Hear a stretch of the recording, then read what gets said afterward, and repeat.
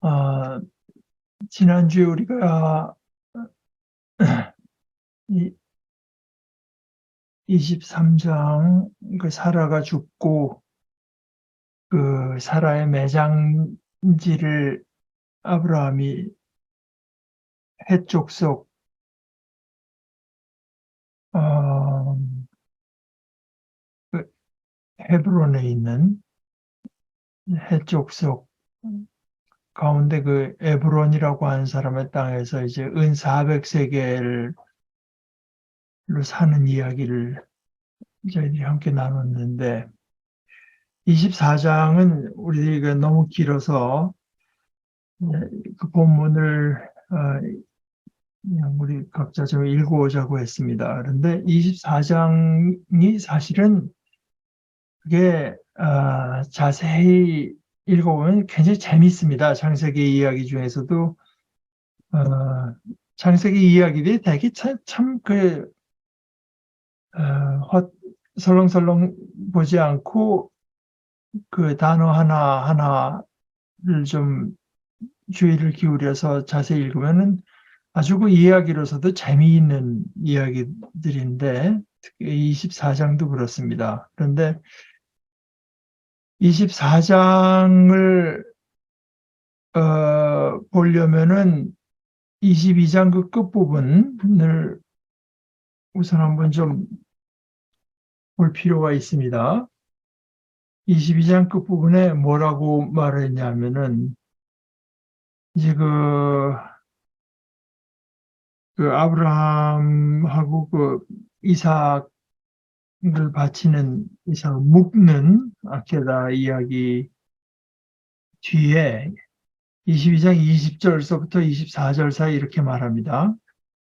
이 일 후에 혹이 아브라함에게 고하여 이르기를 밀가가 그대의 동생 나홀에게 자녀를 낳았다 하였더라. 그러니까 이제 아브라함의 동생 나홀의 아내가 이제 밀가라는 뜻이죠.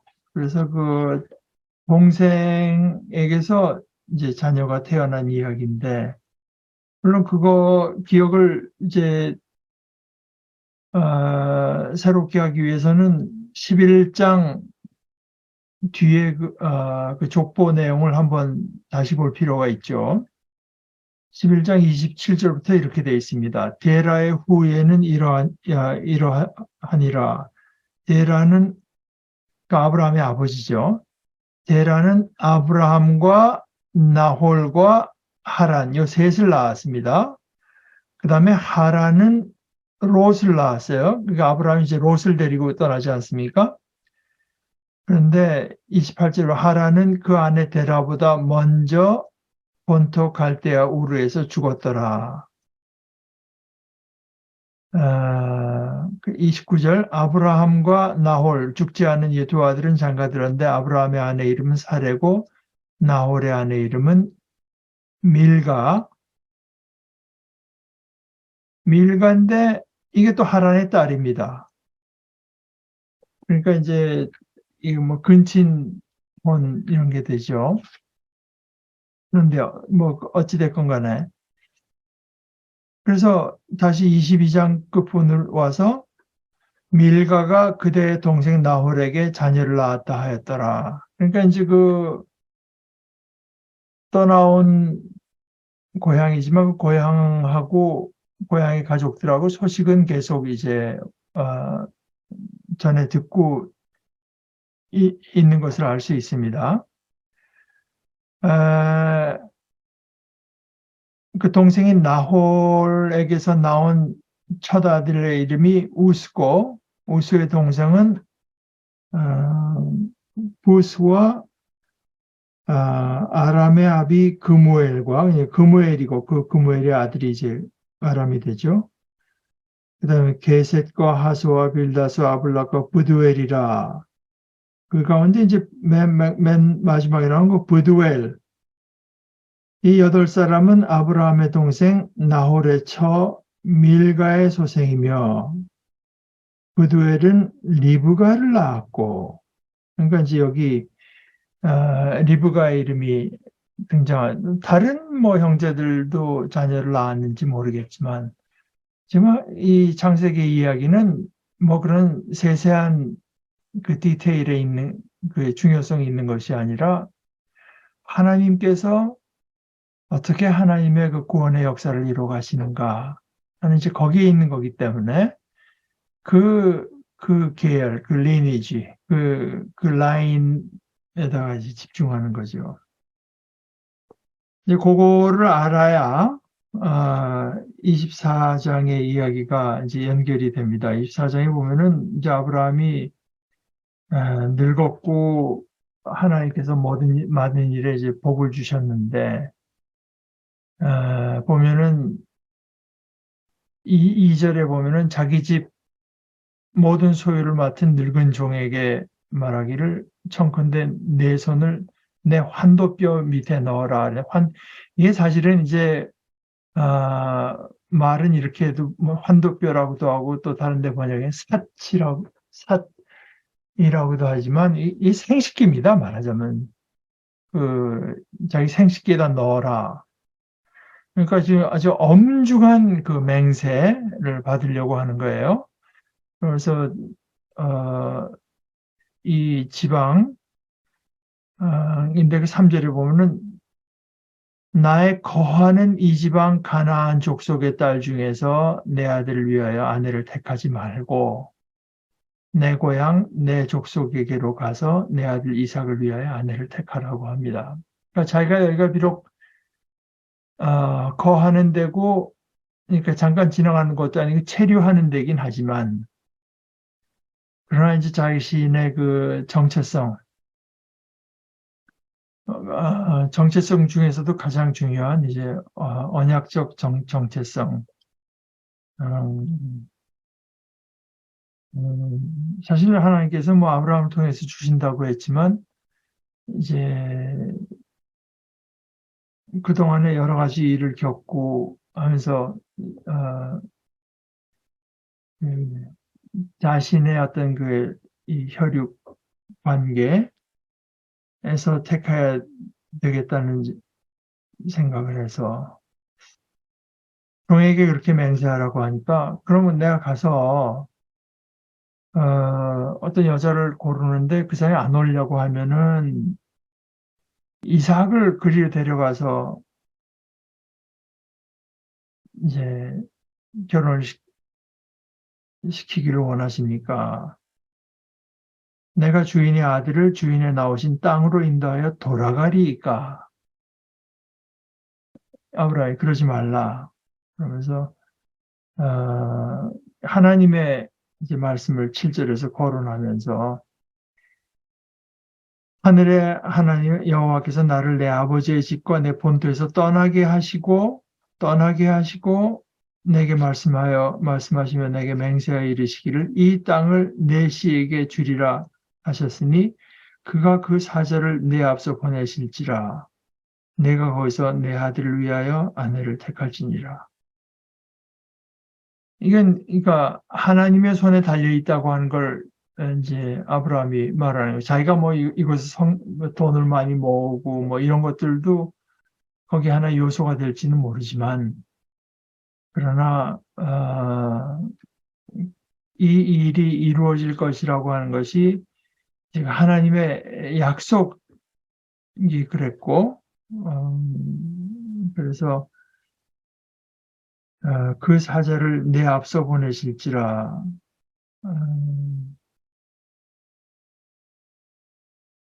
내가 거기서 내 아들을 위하여 아내를 택할 텐데 만일 여자가 너를 쫓아오고자 아니하면 이 맹세가 상관이 없나니 다만 절대로 내 아들을 데리고 그리로 가지 말지니라. 사실 이런 것도 좀 조금 희미하긴 하지만 이런 것 돌아갈 수 없는 것에 대한 그 모티브라고 할까? 그런 내용은 이제 민수기 같은데 훨씬 더 자세히 나와 있고, 이것이 뭐 신약 성경에도 그대로 이어지죠. 그러니까 막 모세를 따라오던 이스라엘 백성들이 이제 너무 힘드니까 뭐 중간에 힘든 일들이 자꾸 생기니까 애굽을 어떤 의미에서 다시 그리워하고 뭐 할 때 그런 어, 그 하나님의 그 구원의 뜻을 따라서 나온 여정에서 이제 다시 그 되돌아가고 싶어하는 그 막연한 태도, 마음, 이제 이런 것에 대해 신약 성경에서도 뭐 물론 그런 것은 한번 회개한 사람이 다시 돌이키면은 그 그에게 이제 화가 있다고 하는 내용은 히브리서 같은 데서도 또 예수님도 쟁기를 잡고 뒤를 돌아다보는 자는 내게 합당치 않다. 그래서 이제 종이 떠나는데 한참 가다가 10절에 보면은 주인의 모든 좋은 것을 가지고 떠나 메소포타미아로 가서 나홀의 성, 뭐 거기까지 찾아갔습니다. 그런데 거기서 이제 어떤 여자를 과연 하나님께서 미리 예비해 두신 여자가 있겠느냐 하면서 기도를 하기를 이게 어떤 여자가 나올 때 물 좀 달라고 할 때 나뿐만 아니라 약대들에게까지 먹이는 여자가 있으면은 그가 하나님께서 이제 그 이삭을 위해서 정하신 자로 그래서 내가 과연 하나님께서 그 아브라함에게 은혜를 베푸신 걸 알겠습니다 하고 기도가 끝나지도 않았는데 거의 15절 같은데 그런 데가 이제 문학적인 재미가 있는 데입니다. 아주 그걸 자세히 읽어보면 아마 스토리텔링 누구한테 아이들한테 이야기를 해준다. 참, 아직도 손주들한테 스토리를 얘기를 못 해봤는데 스토리텔링을 한다면 이제 이런 데를 잘 살려야 얘기가 재밌는 얘기가 되죠. 말을 마치지 못하여서 리브가가 물 한 덩어리를 어깨에 메고 나왔다. 그래서 이제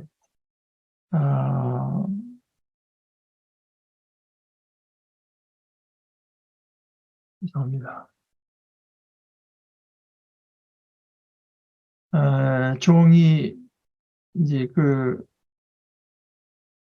물 좀 달라고 했더니 리브가가 과연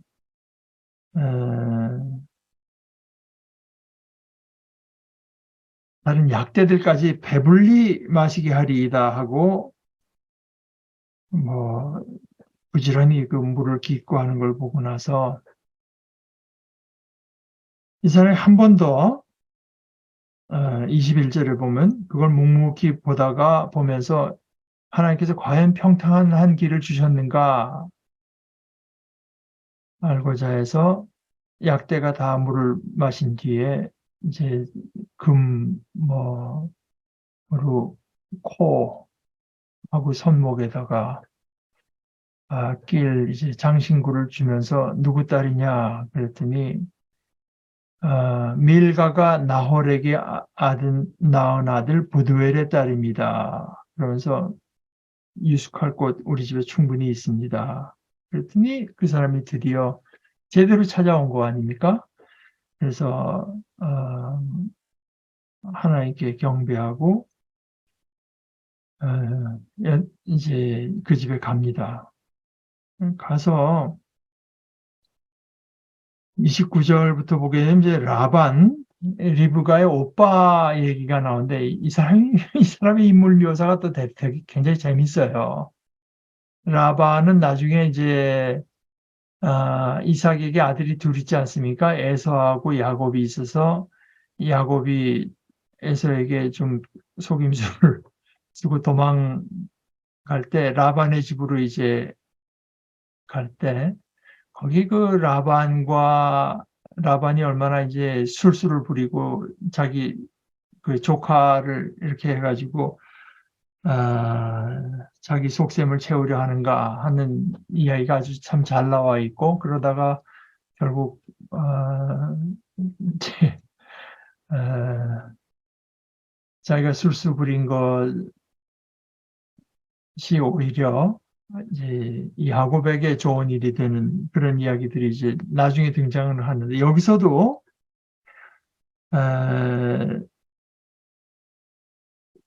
30절에 그가 하는 것이 라반입니다. 라반이 그 누이의 고리와 코에 단 그 코에 낀 고리와 그 손의 손목 고리를 보고, 그러니까 딱 이제 금으로 만든 거, 이 좋은 거 낀 걸 딱 보고 나서, 그다음에 리브가가 이제 그 아브라함, 그러니까 굉장히 성공해서 이렇게 며느리를 구하러 왔다는 얘기를 듣고, 그 우물가에서 아직 서 있는 그 종에게 갑니다. 그러면서 라반이 말해, 여호와께 복을 받은 자여 들어오소서, 어찌 밖에 섰나이까. 내가 방과 약대의 처소를 예비하였나이다. 그러니까 이제 뭐 라반이 그것도 이제 본문에 보게 되면 얼마나 이제 라반이 리브가를 통해서 본 이제 부잣집에 가게 됐다는 데 대한 이제 이 반가움이 아주 잘 드러나 있습니다. 그런데 음식을 앞에 차려놓는데 그 종이 제가 온 용건부터 말해야 되겠습니다. 말하라고 하니까 쭉 말을 해요. 자세한 얘기를 하고 자기가 기도했던 내용까지 쭉 길게 얘기를 했는데, 이제 그래서 48절에 결론적으로 나의 주인 아브라함의 하나님 여호와께서 나를 바른 길로 인도하사 나의 주인의 동생의 딸을 그 아들을 위하여 택하게 하셨으므로 내가 머리를 숙여 그에게 경배하고 찬송하였나이다. 이에 당신들이 인자와 진실로 나의 주인을 대접하려거든 내게 구하시고 그렇지 않을지라도 내게 구하여 나로 좌우간 행하게 하소서. 결정이 뭡니까? 어떻게 하시겠습니까? 그냥 다짜고짜 그 자리에서 이제 묻는 겁니다. 그랬더니 라반은 이미 이제 혹 가지 않았습니까? 50절에. 이게 하나님께서 하신 일인데, 말하자면, 이 하나님께서 하신 일인데, 우리가 뭐 가타부터 하겠습니까? 그러니까, 이제 52절을 보면, 그들의 말을 듣고 땅에 엎드려 여호와께 절하고, 그러니까 이 이야기가 이렇게 재미있게 진행되는 가운데서도 이 모든 일이 하나님께로부터 이제 비롯되고 하나님의 어떤 그 인도하심에 따라서 이제 진행돼 나간다고 하는 것을 이제 분명히 이야기가 이제 전하고 있습니다. 땅이 엎드려 여호와께 절하고 은금 패물과 의복을 꺼내어 리브가에게 주고, 아까는 이제 조금 줬지만 표징으로 줬지만 이제 제대로 주고 그 오라버니와 어미에게도 이제 보물을 줍니다. 그 다음날 일어나서 제가 돌아가야 되겠습니다 했더니 뭐 중동 사람들도 우리나라와 이제 비슷한 것이 있고, 또 그 베두인들이 보면 그렇잖아. 베두인들이 지금도 가면은 이제 손님 맞이가 굉장히, 손님을 환대하는 것이 굉장히 중요한 그들의 그 삶의 방식이라고 하는데, 또 뭐 이제 멀리 누이와 딸을 보낼 생각을 하니까 한 열흘 정도 있다 가십시오. 그랬더니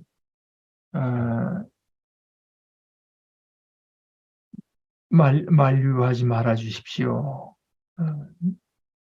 여호와께서 내게 형통한 길을 주셨으니 나를 보내 내 주인에게 돌아가게 하소서. 그랬더니 그 사람들이 리브가에게 물어봅시다. 그래서 38절, 58절에 보면은 리브가를 불러 그에게 이르되 내가 이 사람과 함께 가려느냐? 그가 대답하되 가겠나이다. 아주 그 짤막한데 그 다른 뭐 해설서에 그 얘기는 안 하는데 저한테 이제 드는 생각은 이번에 또 읽으면서 드는 생각은 이것이 이것에 이제 아주 결정판이 가브리엘이 와서 마리아에게 말할 때 결국 마리아가 제가 주의 종이니 말씀대로 될 것이라 하고 이제 응락하는 것과 그것을 이제 연상시킵니다. 사실은 이거 뭐 한번 같이 자라면서 본 것도 아니고 그동안 뭐 서로 소식을 전해 주고 받았는지 어떤지 모르지만 그 먼 길을 이제 여자 혼자 또 떠난다고 하는 것도 보통 일이 아니지 않습니까? 그런데 이제 그가 대답하되 가겠나이다. 사실은 리브가의 이 응답, 그러니까 아브라함이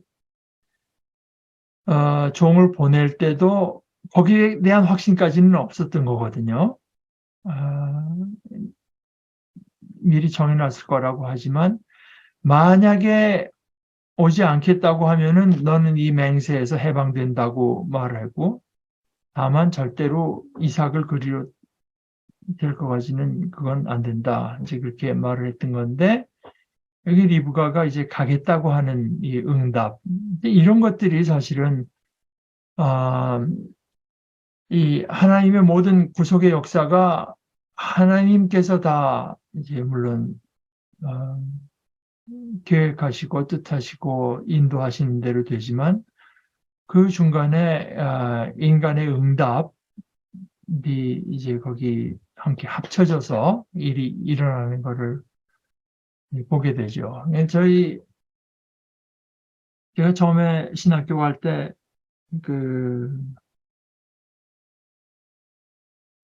집 동네 다니던 교회 목사님이 저희 신학교의 설교학 교수였는데 그분이 설교 시간에 제가 기억하기로 제가 뭐 몇 달 출석하지 않았습니다만은 한 2번 얘기했던 것 같아요.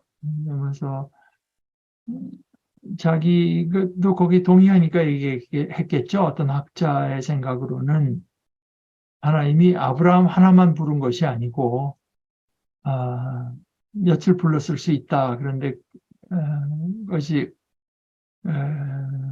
결단하고 응답하고 나선 것이 데라와 아브라함. 그래서 그 하나님의 어떤 축복의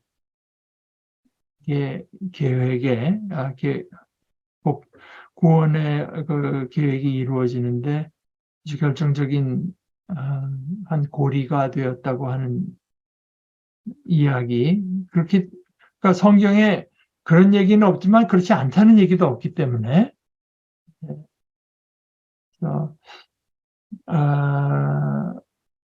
뭐 이것이 나중에 전에도 이제 한번 제가 말씀드린 대로 폴 브랜드 인도에서 특히 문둥병 환자들 손, 발 이런 거 잃어버리는 거를 많이 방지해 준 그 선교사의 그 와이프 그때 우리랑 얘기를 하면서 얘기하기를 그때 하나님께서 인도로 우리를 부르실 때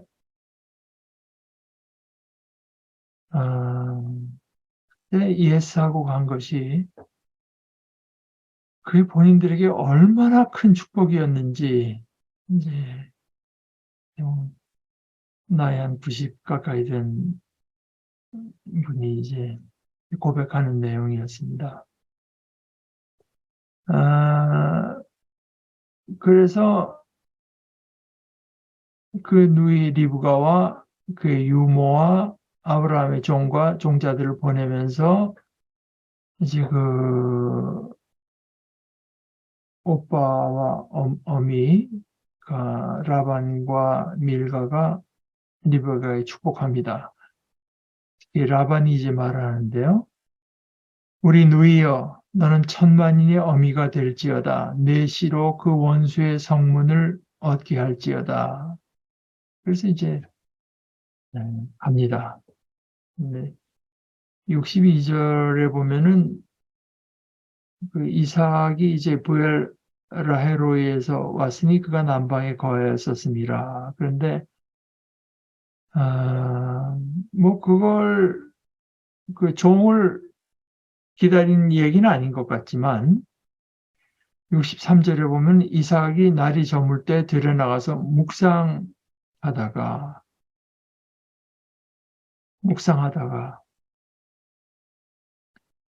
뭐 기도했다는 얘기겠죠. 눈을 들어보면 약대들이 오더라. 근데 리브가도 멀리서 뭐 아무도 없는 그 길을 가다가 저쪽에 사람들이 있으니까 내려가지고 저기서 배회하다 우리에게 오고 있는 사람이 누구냐 그랬더니 그 종이 저 사람이 내 주인입니다. 그랬더니 리브가가 이제 베일을 가지고 스스로를 가리우고 그 다음에 종이 이번에는 가서 무슨 일이 있었는가 이삭에게 다 고하니까 62절에 보면 이삭이 리브가를 인도하여 모친 사라의 장막으로 드리고 그 리브가를 취하여 아내를 삼고 사랑하였으니 이삭이 모친 상사 후에 위로를 얻었더라. 이런 이 이야기가 24장에 보면 이제 리브가를 얻어들이는 이야기 상당히 중요한 이야기입니다. 우리가 이제 길어서 뭐 전문을 다시 읽진 않았습니다만은 재미도 있고 이제 중요한 이야기입니다. 그 다음에 이제 오늘 25장으로 넘어가는데 25장 우선 처음에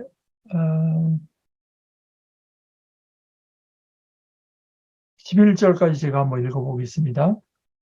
아브라함이 후처를 맞이하였으니 그의 이름은 그두라라. 그가 시므란과 욕산과 무단과 미디안과 이스박과 수아를 낳고 욕산은 스바와 드단을 낳았으며 드단의 자손은 아수르 족속과 르두시 족속과 르움미 족속이며 미디안의 아들은 에바와 에벨과 한옥과 아비다와 엘다아인이 다 그두라의 자손이었더라.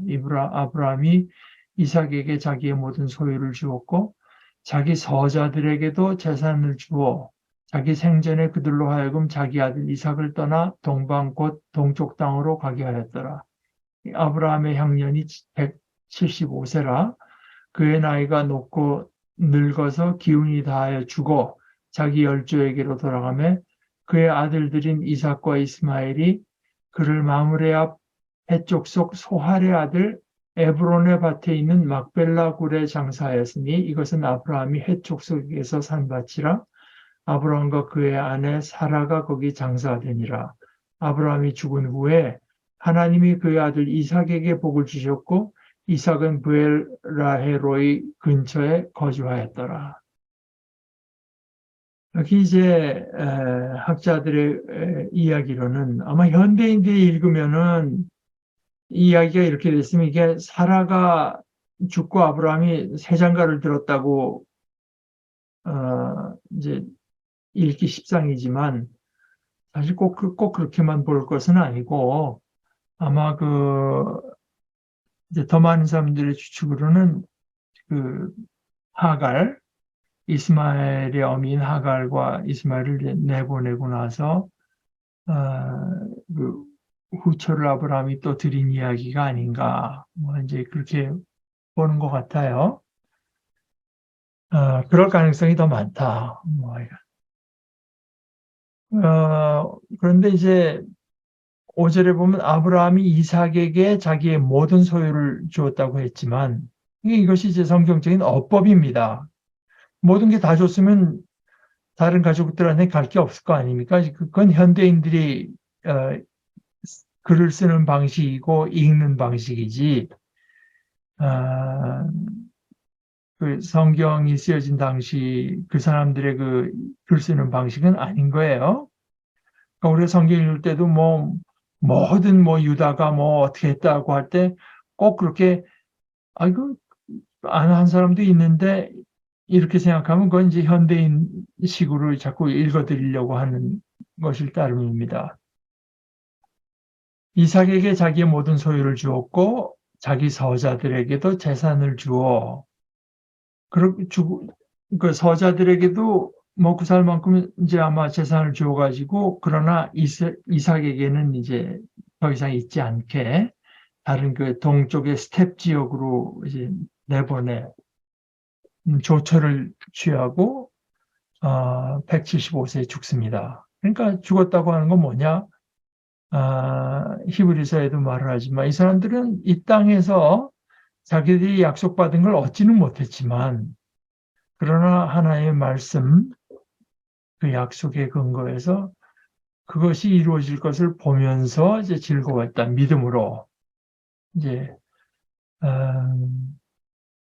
그의 나이가 높고 늙어서 기운이 다하여 죽어 자기 열조에게로 돌아가매, 그러니까 구절에 보면 이삭과 이스마엘이 이제 막벨라 굴에 장사했던 거 보면 이스마엘도 좀 멀리 있었던 건 아닌 것 같고, 그러나 떨어져는 있었던 거죠. 그 두 아들이 와가지고 장사 지낸 얘기가 나옵니다. 그 다음에 12절서부터 18절까지는 그 이스마엘, 사라의 여종 애굽 사람인 하갈이 아브라함에게 낳은 아들 이스마엘의 족보를 또 말을 해요. 근데 이제 그 족보 이름이 쭉 나오는데, 그 16절에 보면은 이들은 이스마엘의 아들들이요 그 촌과 부락대로 된 이름이며, 그러니까 그 개인의 이름이 곧 그 족속의 그 부족의 이름이 된 거죠. 또 그 족속대로는 12지도자들이었더라. 그러니까 나름 이제 충족 12라고 하는 숫자가요. 야곱에게서 12지파가 이제 나는 것처럼 이스라엘에게서도 12지도자들이 났다. 이스마엘은 향년이 137세에 기운이 다하여 죽어 자기 백성에게로 돌아갔고, 그러니까 여기서 이제 그 객사, 너는 이상하게 남에게 짐승에게 어떻게 돼 죽든가, 다른 사람들에게 살해를 당하든가, 병에 걸려 죽지 않고, 충분히 늙어서 기운이 닿을 때까지 사는 것은 이제 이 사람들에게는 하나의 그 축복이 되는 건데, 이스마엘도 역시 하나님께서 언약하신 대로 축복을 받았다. 그러니까 이것이 그 웬햄이라고 하는 이제 신학자의 얘기대로 그이들도 복을 받았다고 하는 것도 메시지지만, 그이들에 대한 하나님의 약속도 이렇게 지켜진다면, 그렇다면 이제 아브라함을 통해서 주신 하나님의 그 약속의 본류가 이루어질 그 확실성은 얼마나 더 큰 것이겠느냐. 이런 어떤 그 이스마엘의 이야기를 소개하면서는 그런 어떤 메시지도 있다고 자기는 본다. 그런 겁니다. 그 다음에 이제 19절에서부터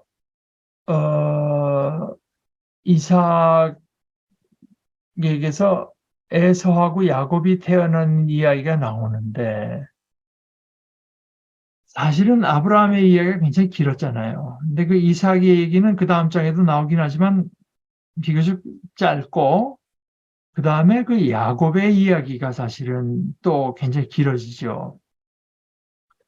야곱의 이야기가 길어질 뿐만 아니라 야곱은 상당히 그 삶의 어떤 굴곡이 있었던 사람이고, 야곱에게서 12지파가 나고 그런데 이제 야곱이 굉장히 그 쓰라린 일을 당하지 않습니까? 그 요셉이 이제 자기 형들 때문에 애굽으로 팔려나가고 이제 뭐 그런 아주 쓰라린 일을 당하면서, 그런데 나중에 그 성경 뒤에 보면 그 요셉의 얘기가 상당히 긴데, 근데 그때도 성경은 그것을 야곱의 이야기라고 말을 해요.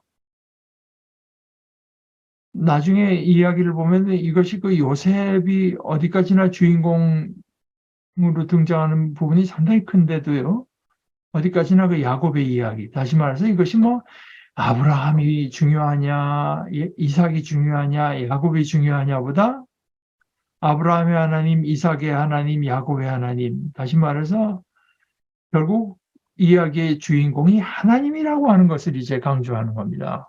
성경에서 뭐 어,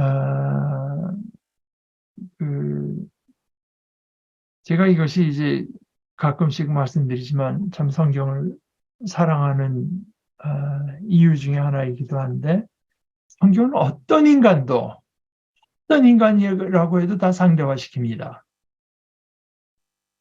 그것이 인간의 현실 아니겠습니까? 아무리 뛰어난 인간이라고 해도 약점이 있고 결국 죽습니다. 뭐 가장 중요한 것은 죽죠. 그러나 뭐 아무리 뛰어난 인간이라 모세, 뭐 기드온, 아브라함, 뭐 야곱,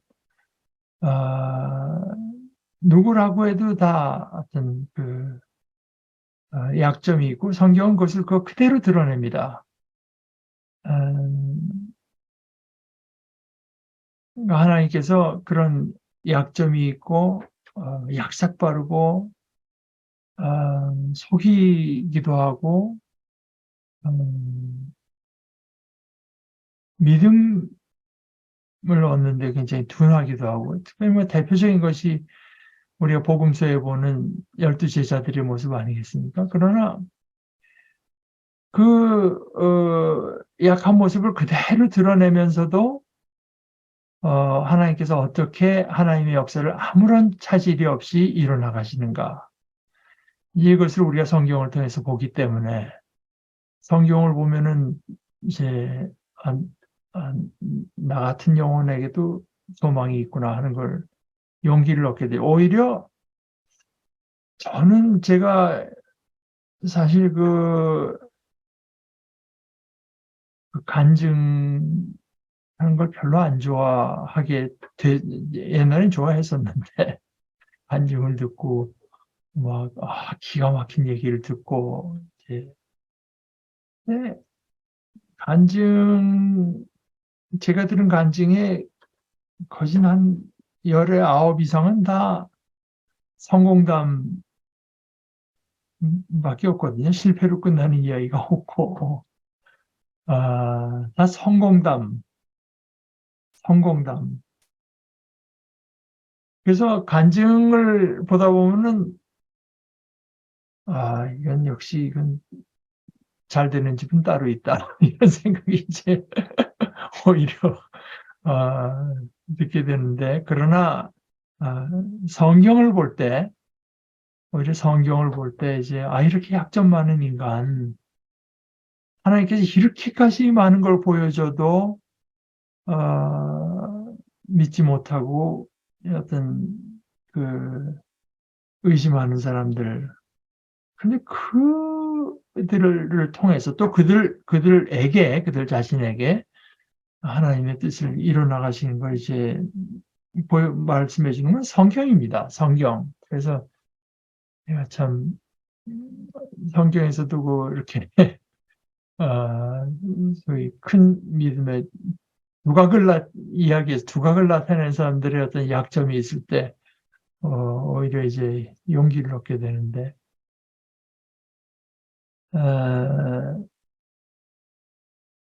그 중에 하나 이제 전에도 말씀드렸을 줄 알지만,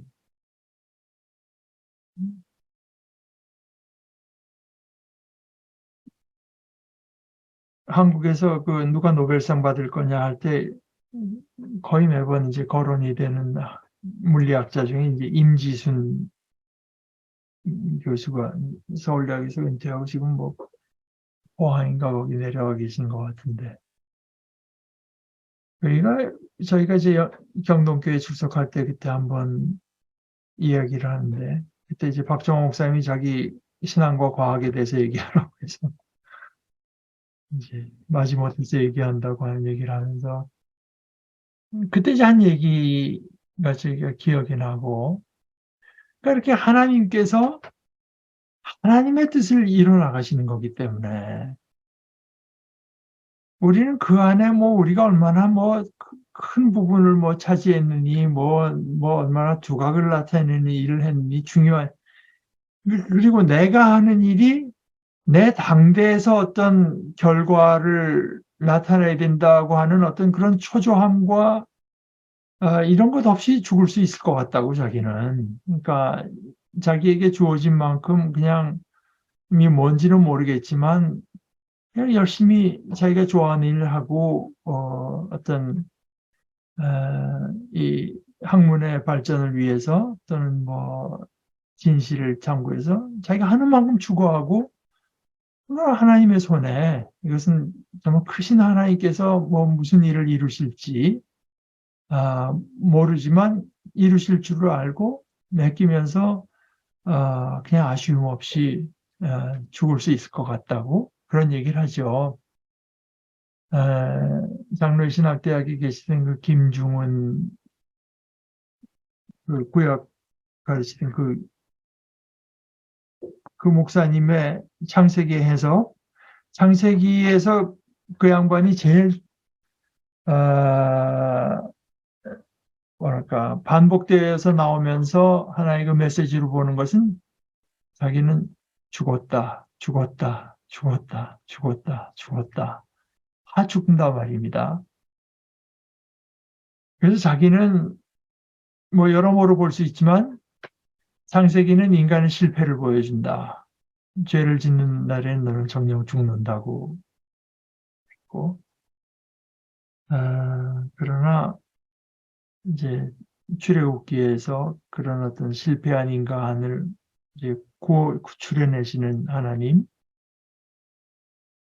그리고 그렇게 구출받아서 나온 엑소더스 나온 인간은 그, 그, 시험을 통해서 훈련받아야 된다. 그리고 조직되어야 된다. 이것이 자기는 세 번째 책이 민수기 아니겠습니까? 창세기 출애굽 민수기. 자기는 민수기의 내용을 그렇게 본다. 그러니까 그리고 이렇게 그 훈련받고 이제 조직된 사람들에게서 중심을 차지하는 것은 예배요, 그 성결한 삶이다. 거룩함이다. 그것이 이제 레위기의 레위기의 요지라고 보고, 신명기에서는 이제 그걸 다시 한번 이제 어, 우리가 신앙생활에 있어서 다시 기억하고 하는 것이 이제 얼마나 중요한가. 자기 이제 그런 식으로 본다는 겁니다. 그러니까 이게 죽었다고 하는 것이 에, 계속 반복되어서 나오는 것도 이제 그분의 그 전체를 보는 시각에서는 그런 의미에서 이제 의미심장하다고 보는 것이고, 그러니까 이런 이야기를 이제 쭉 보면서는 우리가 이렇게 살고 죽고 하는 것, 물론 우리에겐 뭐 엄청나게 중요한 일이지만, 그러나 크게 보아서는 그것이 이제 하나님께서 그 모든 족속 더 나아가서는 창세기 처음 나온 대로 하게 되면은 우리 인간을 통해서 하나님께서 창조하신 이 모든 피조물들을 이제 다스리도록 하는 것이 하나님의 뜻 아니겠습니까? 그런 그 하나님의 큰